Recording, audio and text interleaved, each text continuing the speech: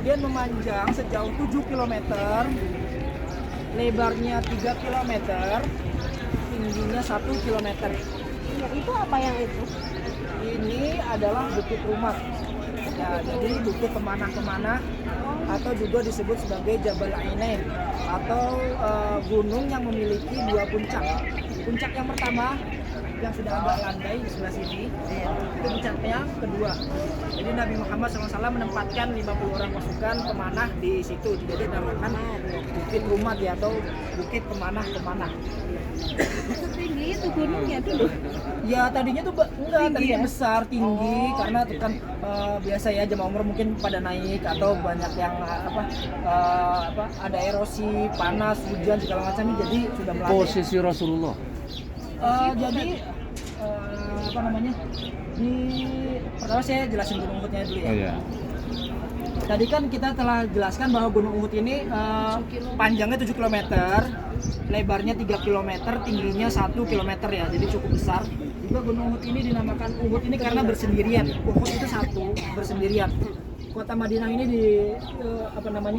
dikelilingi oleh gunung-gunung, tapi Gunung Uhud ini hanya bersendirian di sebelah sini. Jadi walaupun Mekah itu di sebelah sana ya, Bapak Ibu, arahnya ke Masjid Nabawi kan, kiblatnya ke arah sana. Tapi tetap kaum kafir Quraisy datangnya dari sini. Karena di sini adalah area yang terbukanya di sini, kota Madinah.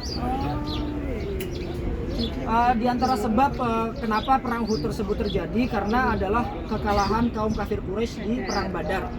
Jadi saat itu kaum kafir Quraisy mengalami kekalahan yang sangat pahit dan banyak dari pemimpin kaum kafir Quraisy yang terbunuh di perang Badar.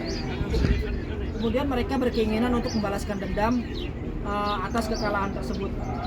Mereka mengumpulkan sampai 3.000 pasukan, Bapak-bapak Ibu. 3.000 pasukan dan mengumpulkan dana perang sampai 50.000 dinar.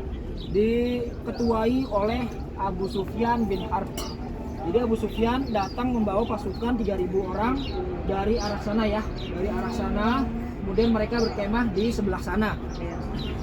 Nabi Muhammad SAW ketika mendengar hal tersebut, beliau SAW bermusyawarah kepada sahabatnya, apakah akan tinggal tetap di Madinah. Jadi Madinah posisinya di sana, Bapak Ibu. Di situ ada pohon kurma, dan ke arah Masjid Nabawi itu kalau dari sini ke sana itu 4,5 kilo. Jadi ya, dari sini ke sana itu 4,5 kilo. Nabi Muhammad SAW bermusyawarah apakah tetap akan tinggal di Madinah atau akan ke sini. Kemudian Nabi Muhammad SAW memakai baju besinya dan bersabda bahwa tidaklah pantas bagi seorang nabi apabila telah memakai baju besinya untuk melepaskannya kembali. Jadi maksudnya untuk di Madinah lagi. Kemudian Nabi Muhammad SAW membawa 1.000 orang dari sahabatnya menuju ke sini. Namun ada satu orang munafik, yaitu Abdullah bin Ubay bin Salul, yang menggembosi pasukan sehingga berkurang jumlahnya dari 1.000 menjadi hanya 700 orang. 700 orang melawan 3.000 pasukan kaum kafir Quraisy. Nabi Muhammad SAW setelah sampai di sini, beliau SAW menyusun strategi dengan menempatkan di pasukan kanan yaitu Ali bin Abi Thalib, kemudian di tengahnya yaitu Hamzah bin Abdul Muttalib, dan di sebelah kiri beliau SAW menempatkan 50 orang pasukan pemanah di atas Bukit Rumat di situ, dan menempatkan juga Zubair bin Awam sebagai pasukan yang tugasnya mereka adalah menghadang Khalid bin Walid yang saat itu belum masuk Islam, yang dijuluki sebagai pedang Allah, nanti akan masuk Islam, agar tidak memutar dan agar tidak memutar dan memukul mundur kaum muslimin. Namun sudah punya singkat cerita, pada pertama kali pertempuran kaum muslimin mengalami kemenangan. Ya, terus kaum kafir Quraisy kembali tercerai-berai ke kota Mekah. Saat itu ada sebagian kaum muslimin yang beranggapan bahwa perang telah usai dan kemenangan sudah di tangan kaum muslimin, sehingga mereka lupa dan turun ke medan perang. Saat itu hal-hal yang diwanti-wanti yang diperingati oleh Nabi Muhammad SAW terjadi. Jadi Khalid bin Walid melihat kesempatan tersebut dan memutar balik, kemudian sampai membunuh seluruh pasukan pemanah dan sahabat Nabi yang lainnya yang sampai berjumlah 70 orang. Di antaranya adalah paman Nabi Muhammad SAW, yaitu Sayyidus Syuhada, pemimpinnya para syuhada Hamzah bin Abdul Muthalib, kemudian juga pemimpin para pemanah Abdullah bin Jubair bin Nu'man, dan pembawa bendera perang yaitu Mus'ab bin Umair. Juga ada salah satu seorang sahabat yang baru menikah kemudian masuk ke medan perang dan terbunuh sehingga dimandikan oleh malaikat.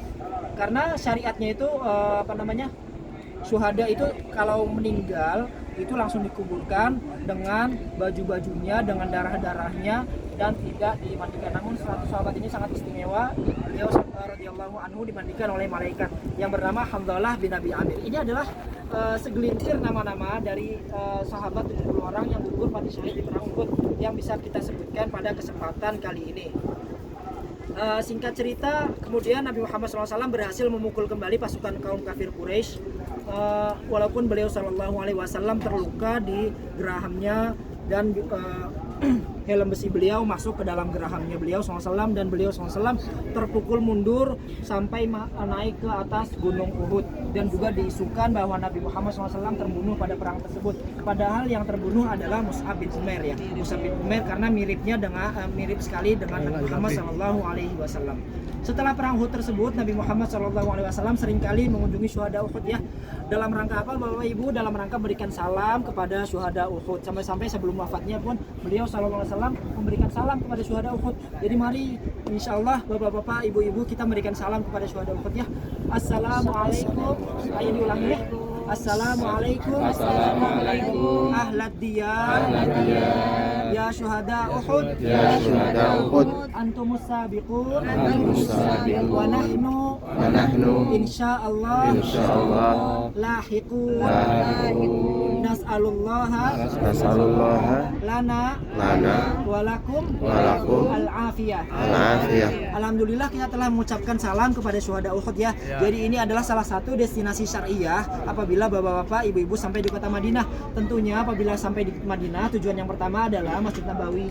Jadi Nabi Muhammad SAW bersabda, "Sholatun fi masjidi", sholatnya Bapak-bapak, Ibu-ibu semua, fi masjidi, di masjidku ini, kata Nabi Muhammad SAW, khairun, lebih baik daripada alfi sholatin fi masjid, lebih baik 1000 kali daripada sholatnya Bapak-bapak, Ibu-ibu di masjid-masjid yang lainnya. Masya Allah, kecuali illal masjidil haram, kecuali Masjidil Haram yang lebih banyak lagi. Dan juga Bapak-bapak juga bisa memberikan salam dan mengunjungi Nabi Muhammad SAW dan dua sahabatnya, Abu Bakar dan Umar.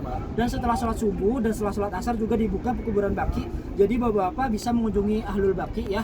Namun karena di sana ada perempuan, maka ditambahkan salamnya, ya. Jadi Ahlul Baqi'il gharqat minal mu'minina wal mu'minat wal muslimina wal muslimat. Namun di sini hanya 70 orang sahabat, semuanya laki-laki. Kita ucapkan